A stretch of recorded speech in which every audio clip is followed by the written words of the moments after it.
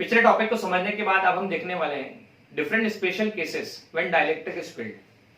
देखिए पहला केस क्या है, पहले याद दिलाना चाहूंगा, हमने पिछले लेक्चर में सीखा था कि यहां पर एक प्लेट पे पॉजिटिव चार्ज था, दूसरी प्लेट पर नेगेटिव चार्ज था। डाइलेक्ट्रिक जब फिलअप किया गया था उसकी थिकनेस आपके पास में T थी, उसका डाइलेक्ट्रिक कांस्टेंट K था, सेपरेशन प्लेट के बीच में D और थिकनेस T थी। तो कैपेसिटेंस का फॉर्मूला था एप्सिलॉन नॉट A, ये था D प्लस T 1/K-1, ऐसा लिखा गया था। ऐसा लिखा था D equal to epsilon not D minus T plus T/K, इसे हमने ऐसा लिखा था। देखो इसके स्पेशल केसेस डिस्कस कर लेते हैं।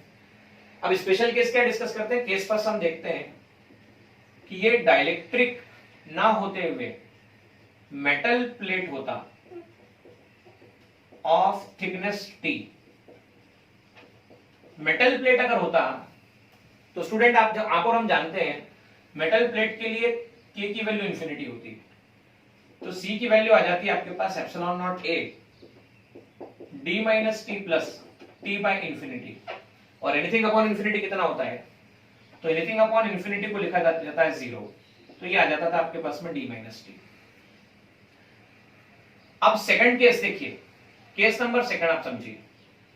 केस नंबर सेकंड के अगर पूरा के पूरा कैपेसिटर जो यहां पर था उसका डाइलेक्ट्रिक स्लैब पूरा फिलअप कर दिया जाता, मतलब कंप्लीट ऑक्यूपाई जो करता वो डाइलेक्ट्रिक कर लेता यहां पर।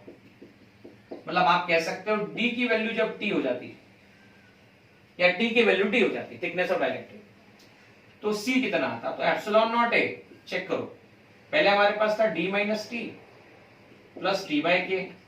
अब इसमें आपको D मतलब टोटल डाइलेक्ट्रिक ऑक्यूपाई कर ले अंदर के स्पेस को, तो एप्सिलॉन नॉट A मैं लिख सकता हूं T minus T plus T/K, तो ये कैंसिलेशन हो गया, ये आ गया एप्सिलॉन नॉट A और T के प्लेस पे आप D लिख सकते हैं इनटू K आ चुका है।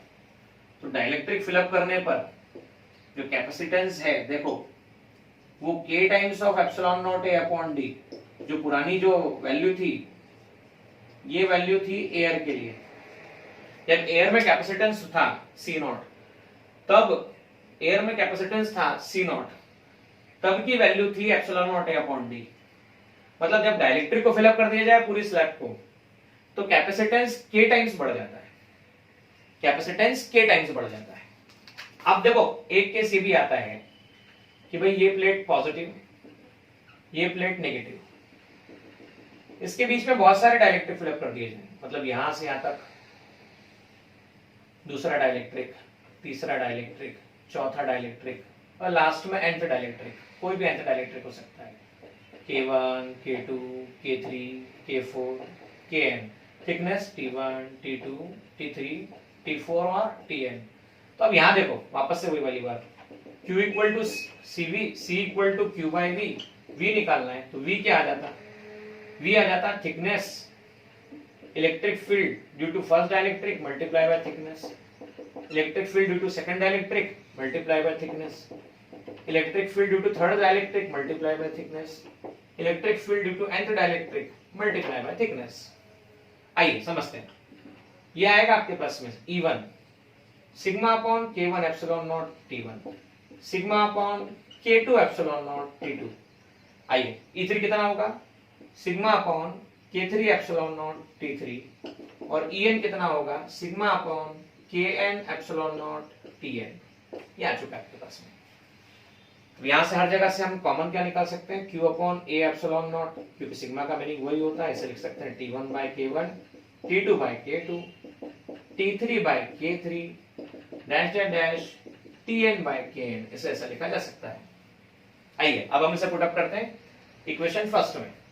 जैसे इक्वेशन फर्स्ट में पुट अप करोगे डाइलेक्ट्रिक स्लैब फिलअप करने के बाद में, तो CD की वैल्यू आ जाएगी आपके पास में Q, V की वैल्यू है Q upon A epsilon not, thickness T1 by K1, T2 by K2, वापस बताओ लास्ट तक कहां तक जाएगा, Tn बाय Kn।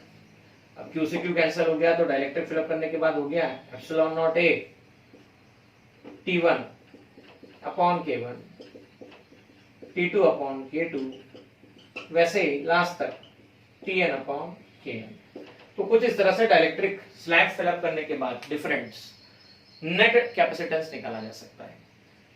देखिए कभी कभी एक क्वेश्चन एग्जाम में ऐसा भी पूछा जाता है, कई बार आपको पूछा जाता है कि अगर टोटल स्पेस जो है अगर वो मेटल ऑक्यूपाई कर ले, इसका मतलब जो डाइलेक्ट्रिक है उसके लिए पहला तो मेटल हो और पूरा स्पेस ऑक्यूपाई कर ले, मतलब यहां पर ये पॉजिटिव प्लेट,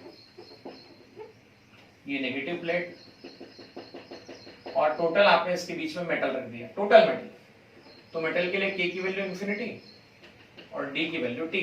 तो देखो C डैश जब मेटल फिलअप कर दिया जाएगा एप्सिलॉन नॉट है तो D minus T plus T by K। तो पहला तो ये आता है कि मेटल फिलअप करने पर एप्सिलॉन नॉट है D माइनस T, पहले आप K की वैल्यू इंफिनिटी रख दो। तो एनीथिंग अपॉन इंफिनिटी कितना होता है? तो एनीथिंग अपॉन इंफिनिटी 0 होता है। तो एप्सिलॉन नॉट है अपॉन D माइनस T आ गया। अब दूसरी बात है कि D की वैल्यू T कि टोटल थिकनेस जो है वो पूरी ऑक्यूपाई होगी, मतलब T की वैल्यू D। तो मेटल प्लेट रखने पर क्या होगा? एप्सिलॉन नॉट है upon A D minus D, epsilon not है अपॉन 0 और एनीथिंग अपॉन 0 कितना हुआ? इंफिनिटी। मतलब जब भी किसी पैरेलल प्लेट कैपेसिटर के बीच में अगर मेटल प्लेट रख दी जाती है तो उसका कैपेसिटेंस इंफिनिटी या नॉट डिफाइंड कंडीशन में